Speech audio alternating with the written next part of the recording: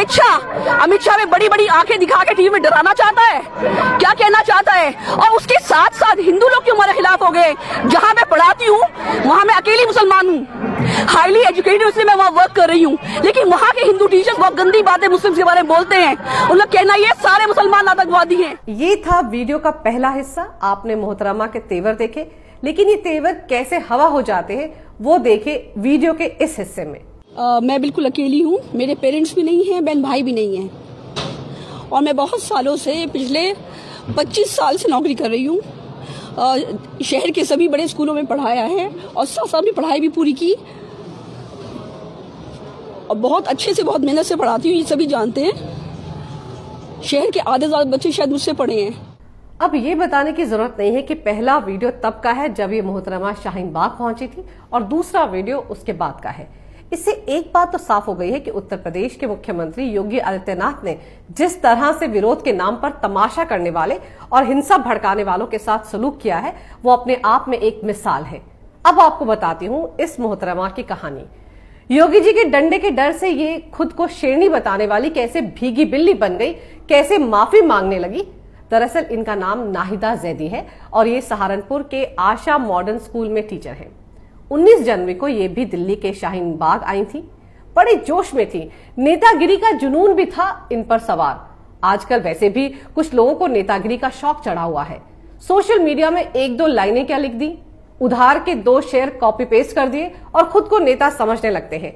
वैसे भी शाहीन बाग में ऐसे टटपूंजी नेताओं की आजकल बड़ी भरमार है। कुछ तो भरी जवानी में नेता बनने का ख्वाब देख रहे हैं और कुछ बुढ़ापे में इस ख्वाहिश को अंजाम देने में जुटे हुए हैं। अब इसी मोहतरमा को देखिए, नेतागिरी के चक्कर में सहारनपुर से दिल्ली के शाहीन बाग में कूद गईं। अब इतने जोश में थी कि कुछ भी बोलती चली गईं। देश के प्रधानमंत्री और गृह मंत्री के बारे में भी अपमानित भाषा का इस्तेमाल कर बैठी। जिस तरह के लफ्जों का वो इस्तेमाल कर रही थी, कहीं लगा ही नहीं कि वो बच्चों को पढ़ाने वाली एक टीचर है। जरा सुनिए उनका नेतागिरी वाला ये भाषण। हम लोग एक बहुत बड़ा ग्रुप सहारनपुर यूपी से आए हैं इस प्रोटेस्ट में शरीक होने के लिए, ये दिखाने के लिए कि मुस्लिम्स जो है all over India, all over globe United हैं। अगर हमारे साथ कोई भी ज्यादती होगी तो हम नहीं सहेंगे। बहुत कुछ जुल्म सह लिए, कश्मीर को देख लिया, 3 तलाक देखा, अयोध्या का कब्जा देखा, इन लोगों का नाजायज कब्जा, और अब सीएए, इसके खिलाफ हमें आवाज उठानी पड़ेगी और सभी लोग यूनाइटेड हैं। We are not scared of anyone, ना मोदी ना अमित शाह, कोई हमें डरा नहीं सकता, कुछ भी बोले वो मीडिया में। We are not scared of anyone, we all are united. Muslims कमजोर नहीं है, हम लोग खुदा से डरते हैं, खुदा के डर से हर काम करते हैं। ईमान पहले है, बाकी सब चीजें बाद में हैं। कैसे हमें ये लोग कहते हैं कि हम अलग हैं यहाँ से, हम लोग एजुकेटेड हैं। मैं यूपी से आई हूँ, मैं एक टीचर हूँ। ये भी एक मिथ है कि मुस्लिम गरीब है, मुस्लिम कमजोर है या मुस्लिम इलिटरेट है। हम लोग सब पढ़े लिखे, मजबूत, अपने इरादों को भी जानते हैं, एम्बिशंस को भी जानते हैं, अपने राइट्स भी जानते हैं, अपनी ड्यूटीज भी जानते हैं। हिंदी है, हम वतन है, हिंदुस्तान हमारा, सारे जहां से अच्छा हिंदुस्तान हमारा। और एक शेर और यहाँ पे अर्ज है, इकबाल साहब का शेर है, याद दिलाने के लिए कि मुस्लिम्स के लिए उन्होंने ये 2 लाइन्स लिखी थी जो कि हमारे नेशनल सॉन्ग से काट दी गई बाद में। ये नेशनल सॉन्ग का पार्ट था, सारे जहां से अच्छा था। ए आबरूद गंगा, ए आबरूद गंगा, क्या दिन है याद तुझको, उतरा तेरे किनारे जब कारवां हमारा। वो कारवां मुसलमानों का था जो यहाँ बसने आया था। हमारे पेरेंट्स, मेरे अपने खुद के पेरेंट्स, दादा परदादा इसी जमीन के अंदर दफन हैं। हम तो मर के भी इस जमीन को उपजाऊ बनाते हैं, ह्यूमस बन जाते हैं। मुसलमान की तो खाक इसी जमीन में, इसी में शामिल है, हम तो खाक का हिस्सा है।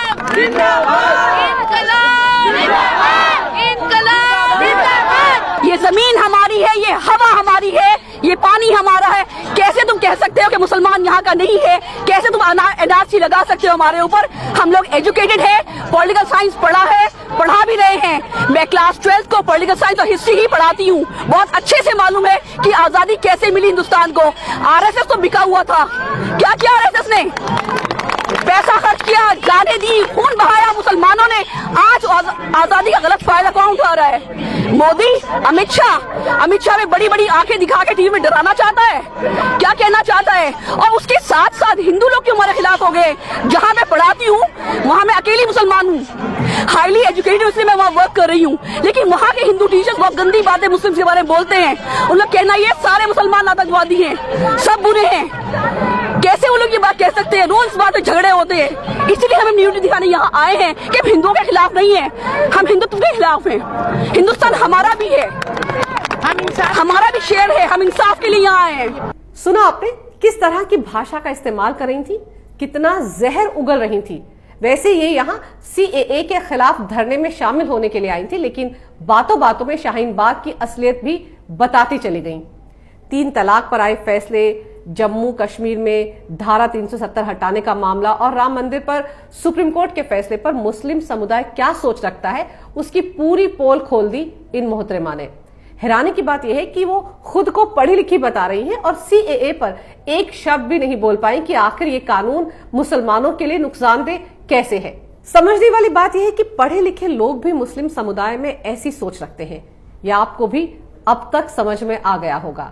जब ये जहर उगल रही थी तब तो इन्हें इस बात का एहसास नहीं था कि ये नेतागिरी कितनी भारी पड़ सकती है इन्हें। अब बात निकली है तो भाई दूर तलक तो जाएगी ही। शाहीन बाग में इतनी बकवास करने के बाद जब नाहिदा जैदी वापस सहारनपुर पहुंची तो उनका ये वीडियो वायरल हो चुका था और फिर होने लगा स्कूल के बाहर हंगामा। उत्तर प्रदेश में इस तरह की देश विरोधी जुबान बोलने वालों पर पहले ही योगी सरकार शिकंजा कसती आ रही है और जब हंगामा मचा तो स्कूल मैनेजमेंट ने कर दिया इन्हें सस्पेंड। और अब जब होश आया तब तक बहुत देर हो चुकी थी। आंसुओं के अलावा इनके पास कुछ बचा ही नहीं था। मामला कुछ भी नहीं था। दिल्ली में जाती रहती हूँ, मैं बिल्कुल अकेली हूँ, मेरे पेरेंट्स भी नहीं हैं, बहन भाई भी नहीं हैं और मैं बहुत सालों से पिछले 25 साल से नौकरी कर रही हूँ। शहर के सभी बड़े स्कूलों में पढ़ाया है और साथ साथ में पढ़ाई भी पूरी की और बहुत अच्छे से बहुत मेहनत से पढ़ाती हूँ, ये सभी जानते हैं। शहर के आधे ज्यादा बच्चे शायद मुझसे पढ़े हैं। कुछ लोग मेरे धर्म के बारे में गलत बोलते थे, मुझे वो बातें चुभती थी, कहीं मेरे दिल में था, पता नहीं वो क्यों गलती से मेरे मुंह से कुछ गलत निकल गया, कुछ गलत अल्फाज निकल आए। अदरवाइज मैं किसी भी धर्म को बुरा नहीं कहती, हमेशा से सभी के साथ पढ़ा है, सभी धर्म के लोगों से अच्छे ताल्लुकात हैं, अच्छे फ्रेंड्स हैं। अपने सभी स्टूडेंट्स को अपना बच्चा समझ के मैंने पढ़ाया है, मैंने कभी भेदभाव नहीं किया कि हिंदू है या मुस्लिम है, कुछ भी ऐसा नहीं है। कुछ लोग यहाँ से जा रहे थे शाहीन बाग, मैं तो दिल्ली गई हुई थी, ऐसी घूमने के लिए देखने के लिए चले गए कि वहाँ क्या हो रहा है, संडे की छुट्टी थी और वहाँ पे कुछ लोग जैसे आप लोग क्वेश्चन पूछ रहे हैं, ऐसे क्वेश्चंस पूछ रहे थे और कुछ क्वेश्चन उन्होंने बड़े अजीब से पूछे जिसके मैंने जवाब दिए, लेकिन जो अच्छी बातें थी उनको एडिट कर दिया गया और कुछ गलत बातों को फोकस करके वो वीडियोस एडिट करके डाली गई हैं सिर्फ मुझे ब्लेम करने के लिए। मैं कैसे सोसाइटी को हार्म कर सकती हूँ? पूरी जिंदगी मैंने अपनी इस टीचिंग प्रोफेशन को दी है, जिंदगी भर सिर्फ पढ़ा है और पढ़ाया है। यतीम मिस्कीन बिल्कुल बेसहारा हूँ मैं और सारी सोसाइटी मुझ पर अटैक करने क्यों आ रही है? मेरे खिलाफ एक साजिश है, कौन कर रहा है ये खुदा जानता है। मैं किसी को हर्ट नहीं करना चाहती, मैं तो असहाय बिल्कुल अकेली एक लड़की हूँ। कौन मुझे सता रहा है उसका इंसाफ खुदा करेगा। कुछ बड़े लोगों का हाथ है इसके पीछे, वो रंजना नैब है और भी कई लोग हैं जिन्होंने मेरे खिलाफ ये सब कुछ करवाया, फेसबुक पे डाला। वो वीडियो 1 महीने पुराना है। मैं 19 जनवरी को शाहीन बाग गई थी। देखा आपने, जब योगी जी का डंडा चला तो सुर और तेवर कैसे बदल गए और आ गए आंख में आंसू। शेरनी कैसे बन गई भीगी बिल्ली।